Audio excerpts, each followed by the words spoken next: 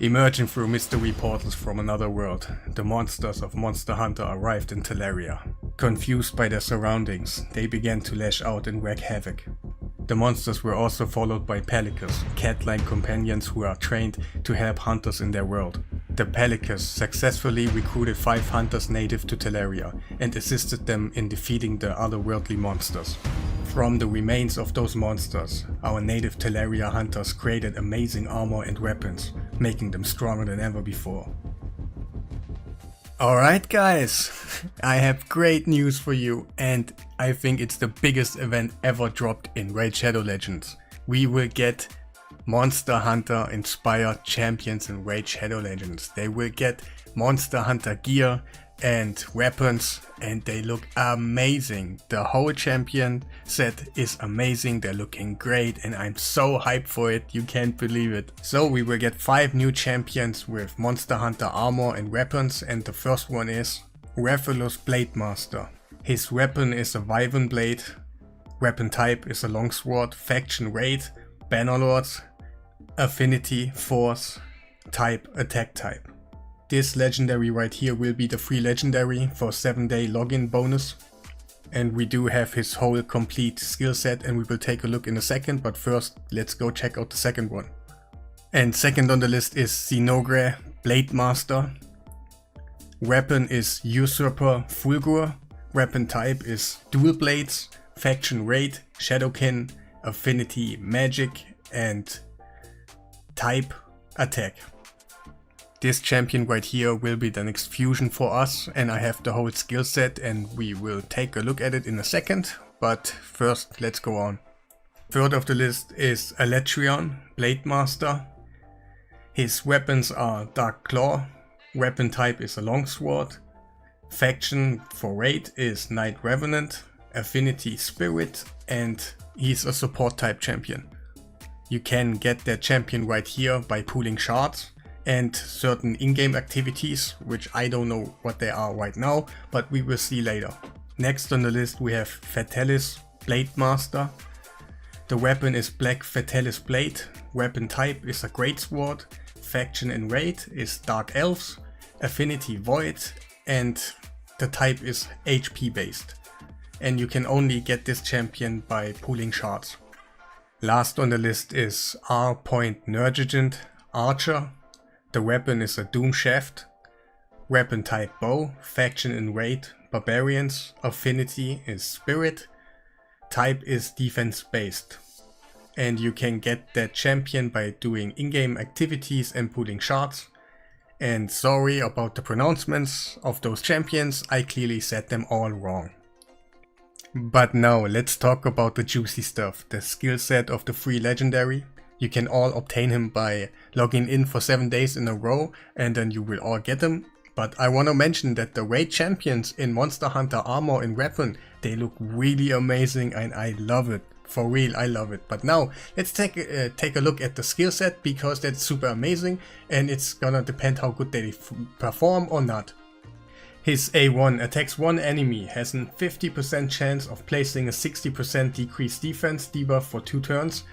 Sounds amazing. If the target is a boss, this debuff cannot be resisted.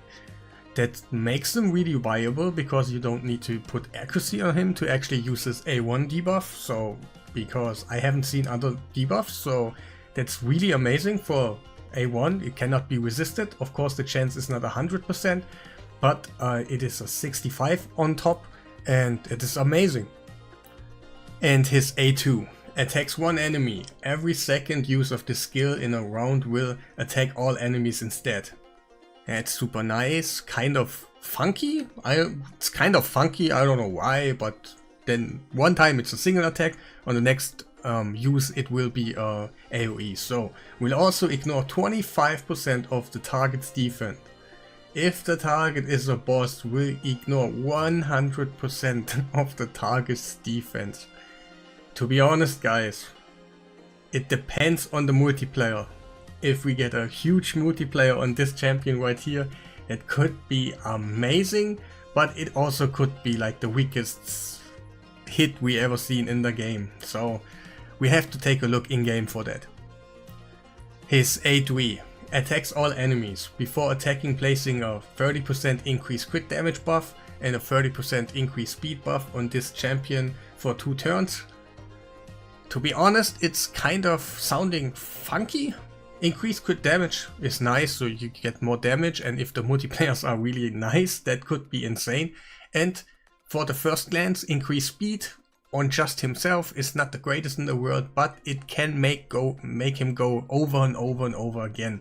So because he always gets the increased speed by himself, and probably maybe your teammates or not, even if he does not get it from your teammate, on the end you will get an increased speed, makes him go faster, and that's always nice. And now let's talk about his passive. Inflicts 50% more damage against targets under HP burn debuffs. Amazing, so you can just, okay, it depends on the multiplayer on the end, to be honest guys. And yeah, if you combine him with just HP burn, it will just raise up your damage, so that is nice. Receives 25% less damage from enemies under HP burn debuffs, so he is more tanky against people, enemies who are burning, so that's super nice. Always appreciated when you don't get one hit and then you just fall over. That's always nice. And now the juicy part. Every 5th skill used by this champion deals 200% more damage. If you speed tune it right and set up the right order and stuff, and you hit the big damaging thing all the time on your 5th use, oh, that could be really amazing. But on the end, this champion looks only like a dude that can attack hard. If he attacks really hard, that makes him amazing.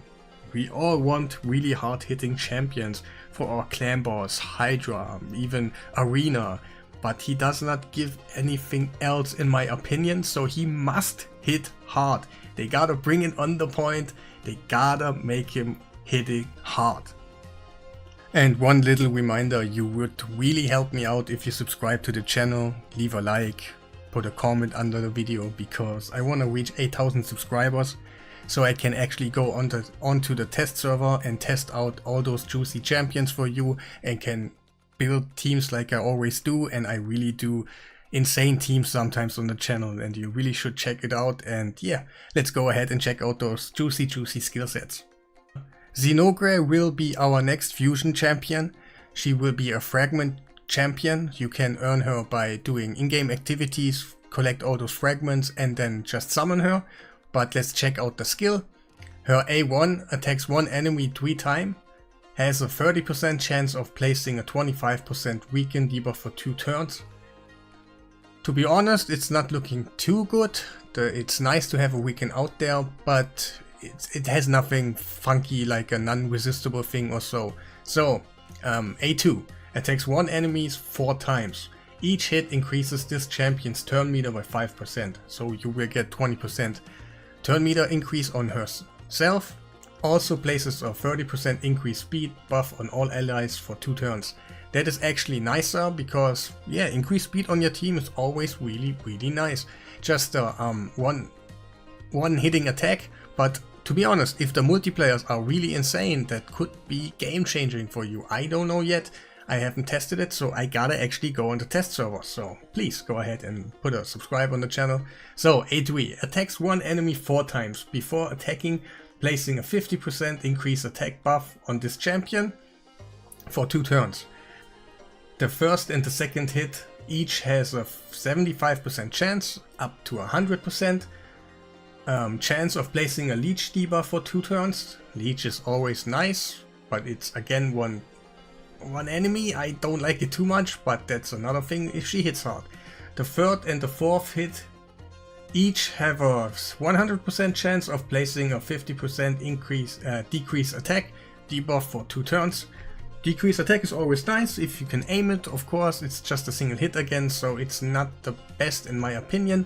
But like I said, if she hits hard, then it's another thing. Now, the passive. Active effect. Prevents the champion's death and keeps them alive on 1 HP when hit by a fatal hit. So she's not killable, so you will just do 0 damage if she has 1 HP and then you cannot kill her on that turn. If this skill prevents this champion's death, heals them by 50% of their max HP, will not prevent this champion's death if they are under heal reduction debuff. So you can still kill this champion under heal reduction debuffs, but to be honest, who has heal reduction on his kit in, for example, Arena or something?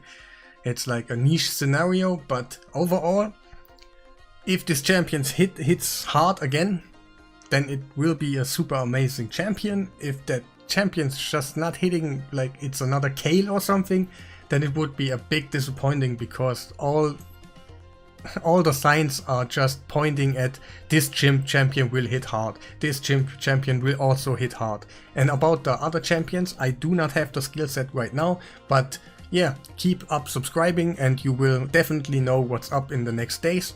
I also want to mention that Monster Hunter is celebrating their 20th anniversary this year and has recently announced Monster Hunter Riots, coming in 2025.